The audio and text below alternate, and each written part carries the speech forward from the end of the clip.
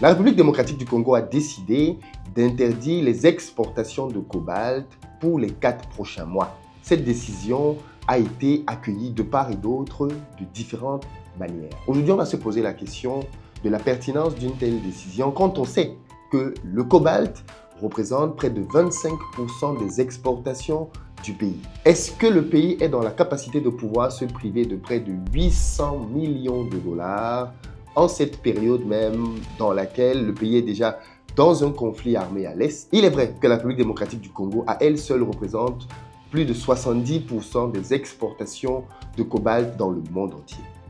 Mais est-ce que ça suffit pour dicter sa loi de cette manière? Quels sont les risques auxquels s'expose le pays en prenant une telle décision? Nous allons nous pencher sur toutes ces questions dans cet épisode du Journal du Business.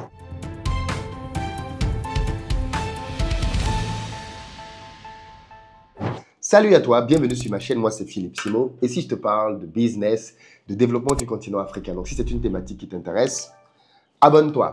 Rendez-vous très important ce dimanche à partir de 20h heure de France pour une formation que je donne sur les meilleurs investissements à faire en 2025. Peut-être que tu me suis depuis quelques temps maintenant et tu as toi aussi envie d'améliorer tes finances. Sache que ce dimanche, je vais te donner une masterclass, une formation dans laquelle je vais t'expliquer comment je suis parti d'étudiant fauché à entrepreneur aujourd'hui qui gère pas mal d'entreprises à plusieurs endroits dans le monde entier. Je vais te partager les investissements que j'ai faits qui ont marché, mais aussi ceux qui n'ont pas marché.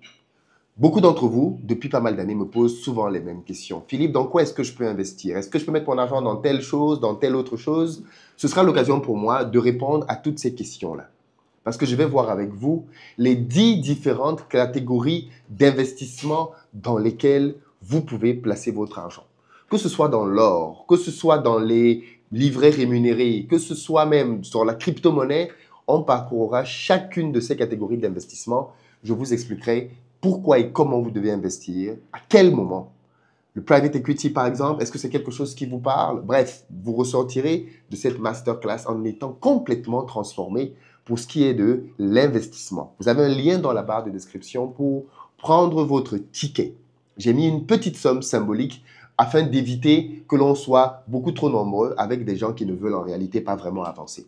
Ce que je décide désormais de faire, c'est de donner de l'information qualitative aux personnes qui vont en faire quelque chose. Parce que je me suis rendu compte que malheureusement, quand on donne de l'information qualitative à certaines personnes, ils la banalisent. Donc désormais, je mettrai des petites sommes, c'est rien du tout, mais ça a pour but de filtrer pour que l'on se retrouve entre personnes réellement intéressées à progresser financièrement, pour que je vous partage dans un cadre un peu plus intimiste ce que je sais et qui peut faire une différence pour vos vies. Donc rendez-vous ce dimanche, prenez votre place dès à présent. Si vous êtes en Afrique ou ailleurs, là où vous ne pouvez pas utiliser votre carte bleue pour réserver, il n'y a pas de souci. Vous avez des numéros de téléphone qu'on a mis, il y en a 3, Cameroun, Côte d'Ivoire, Sénégal. Vous pouvez contacter ces numéros, peu importe votre pays.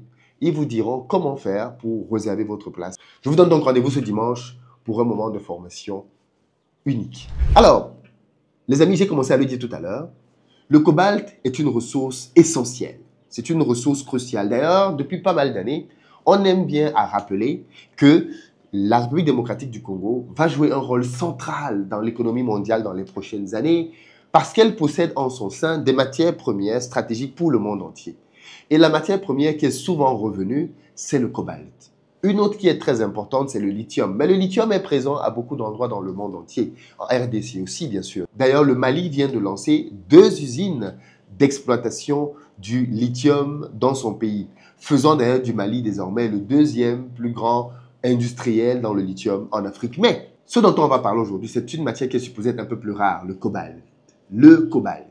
Grâce au cobalt, bien évidemment, on a nos téléphones portables, on a nos ordinateurs, on a les batteries des voitures électriques qui sont clairement les voitures du futur, du moins en Occident. Qu'est-ce qui explique donc qu'un pays qui possède ce minerai-là se retrouve en galère? Eh bien, la raison, elle est simple.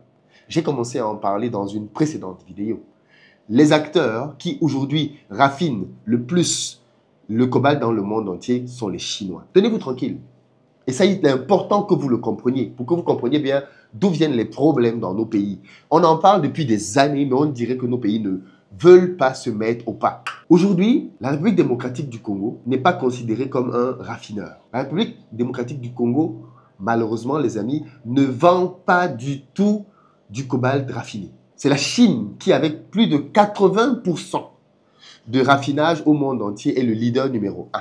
Ça veut donc dire que, qu'est-ce qui se passe? Les entreprises chinoises viennent en RDC, extraient donc les minerais, les envoient chez eux, les raffinent et les utilisent pour leur industrie et éventuellement peuvent les revendre au plus offrant si le besoin se présente. Voilà donc comment la RDC devient un grand pourvoyeur de minerais pour un pays comme la Chine, au détriment même des intérêts économiques de la RDC. Parce que oui, on sait tous que si la RDC veut tirer davantage profit de ces minerais, elle gagnerait à faire quoi? Elle gagnerait à les transformer sur place. Alors, je peux comprendre, bien évidemment, que la RDC n'est pas la technologie, que la RDC n'est peut-être même pas les moyens, mais dans le cadre d'un deal avec des entreprises, elle pourrait peser de tout son poids pour que, au bout d'un certain nombre d'années, que l'on commence à transformer, à raffiner sur place, que ceci soit inscrit dans le code minier, que ce soit inscrit dans les contrats, par exemple. Aujourd'hui, ce n'est absolument pas le cas. Quand la République démocratique du Congo décide donc toute seule dans son coin d'imposer désormais une fermeture de l'exportation dans son pays, la première question qu'on pourrait se poser, c'est est-ce qu'elle a consulté ses partenaires qui en réalité sont les entreprises qui exploitent le cobalt sur place? Parce qu'il faut le dire, l'État lui-même n'exploite pas le cobalt.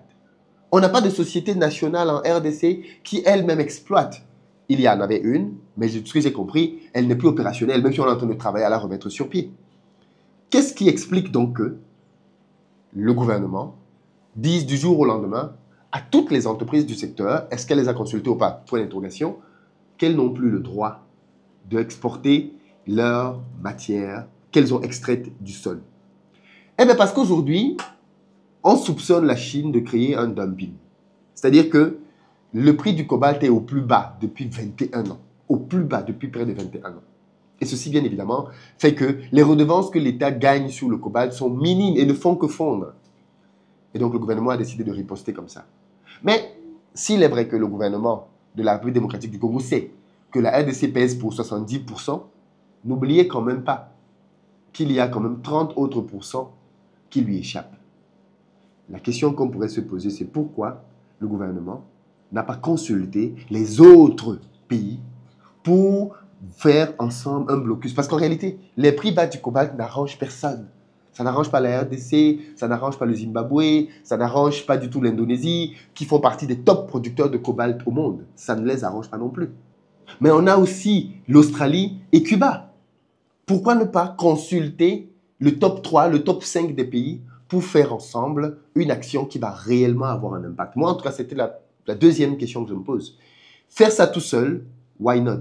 Mais il y a quand même encore 30% qui sont en circulation sur le marché. Troisième questionnement, est-ce que 4 mois vont suffire? Parce qu'aujourd'hui, effectivement, il y a une abondance du produit sur le marché, faisant que les prix ont chuté. Mais si la RDC décide, comme ça a été le cas là, de couper les ponts, de faire que désormais, il ne soit plus accessible, facilement accessible en tout cas, de pouvoir avoir la matière première, est-ce que 4 mois va créer la pénurie? Est-ce qu'en 4 mois, les gens vont ressentir réellement le fait que oh là là, c'est vraiment compliqué maintenant, on n'a plus de cobalt sur le marché? Autant de questions qui restent sans réponse. Dans tous les cas, le gouvernement accentue la pression sur ses partenaires, mais aussi sur ses propres finances. Parce que 4 mois sans aucune redevance, c'est quand même entre 500 et 800 millions de dollars auxquels le gouvernement tourne le dos. Dans le même temps, il faut rappeler qu'en 2023, le cobalt a rapporté près de 6,6 milliards de dollars au pays. Donc, je me dis, les pays africains qui disposent de matières premières, qui, de temps en temps, comme on a pu le voir au Mali, mettent la pression sur les industriels, d'autres, de temps en temps, créent des règles comme celle-là dans lesquelles on empêche aux produits de sortir, pour moi, ne sont pas dans des solutions viables sur du long terme. Les solutions viables sur du long terme consistent toujours à régler le problème en profondeur. Et qui dit régler le problème en profondeur, dans ce cas d'espèce, dit très clairement que les pays africains gagneraient, d'après moi en tout cas, à industrialiser leur process. Arrêtez d'être des pays dans lesquels on ne fait que de l'extraction des matières premières pour devenir des pays dans lesquels on fait des transformations à minima intermédiaires pour augmenter la valeur de ces produits-là. En faisant ceci, ils vont se mettre à l'abri des fluctuations des cours du marché. Parce qu'en fait, c'est ça qui est horrible en Afrique. c'est que nous avons des matières premières, mais nous ne décidons pas des prix. Les prix sont décidés par le marché. Et comme vous le savez, quand on est un acteur industriel puissant, on peut faire fléchir les prix du marché d'une manière ou d'une autre. Alors qu'à partir du moment où tu transformes cette matière première en une matière secondaire, semi-finie, tu n'es plus dans le game de vendre ou d'achat des matières premières à des prix que tu ne contrôles pas. Tu entres dans un autre game maintenant, dans lequel tu es maître des prix que tu proposes. C'est simple, c'est connu de tous, mais nos pays semblent malheureusement ne pas privilégier cette solution. Alors bien évidemment, je sais, il ne faut pas être naïf, que ce ne sont pas des choses simples à faire, qu'on ne claque pas du doigt et ça s'est mis en marche, que nos dirigeants eux-mêmes le savent. Mais je me demande juste s'ils mettent assez d'énergie à vouloir régler ce problème définitivement. Vraiment, parce que je pense que c'est un problème majeur dans nos économies sur lequel nos gouvernants doivent se pencher avec la plus grande des assiduités. Qu'est-ce que vous en pensez, vous? Est-ce que vous pensez que la RDC a les moyens de faire fléchir la Chine et ses autres partenaires, ou alors c'est une décision qui va se retourner contre elle dans les 4 prochains mois? Ou alors peut-être qu'au terme des 4 mois, on va se retrouver dans une configuration dans laquelle les prix n'auront pas beaucoup augmenté et la RDC va décider de prolonger cette interruption jusqu'à quand les partenaires vont accepter cela. Dites-le nous dans les commentaires.